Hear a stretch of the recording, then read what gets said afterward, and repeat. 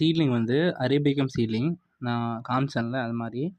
நான் அதில் ஒரு மிஸ்டேக் பண்ணிட்டேன். இந்த சாயில் வந்து ஓட்டை போடும்போது சின்ன சின்ன ஓட்டை போட்டேன். இந்த பிளான்ட் எல்லாம் கொஞ்சம் தீஞ்சு போயிருக்கு பாருங்கள். இது ஆல்மோஸ்ட் பிழைக்கிறது கஷ்டம். இங்கே பாருங்கள்,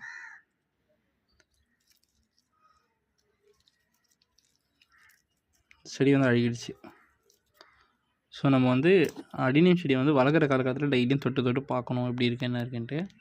அப்படி பார்க்கும்போது இந்த பிரச்சனைலேருந்து காப்பாற்றிடலாம். ஆனால் இது கொஞ்சம் ஓவராக தான் ஆகிடுச்சு. ஸோ ஒன்றும் பிரச்சனை இல்லை. So be careful. நீங்கள் இது மாதிரி எதனா வந்துச்சுன்னா முன்னாடியே இது மாதிரி தொட்டு தொட்டு பாருங்கள். தொட்டு பார்த்துட்டு பிரச்சனை இருந்துச்சுன்னா அதுக்கு ஃபங்கஸ் போட்டு போட்டிங்கன்னா சரியாயிடும். கடைசி 1.5 வருஷமாக கண்ணும் கருத்துமாக காப்பாற்றி இப்போ இந்த நிலைமைக்கு ஆளாயிடுச்சு. காரணம் சின்ன சின்ன அலட்சியம் தான். ட்ரைனேஜ் ஹோல் வந்து ரொம்ப பெருசாக அதில் தண்ணி போகிற மாதிரி அதில் அடைச்சிக்கிட்டு தண்ணி போக நின்றுச்சு. அதனால இது இறந்து போச்சு. எப்போயுமே அலட்சியமாக இருக்கக்கூடாது. கொஞ்ச நாளாக என்னுடைய அலட்சியத்தினால்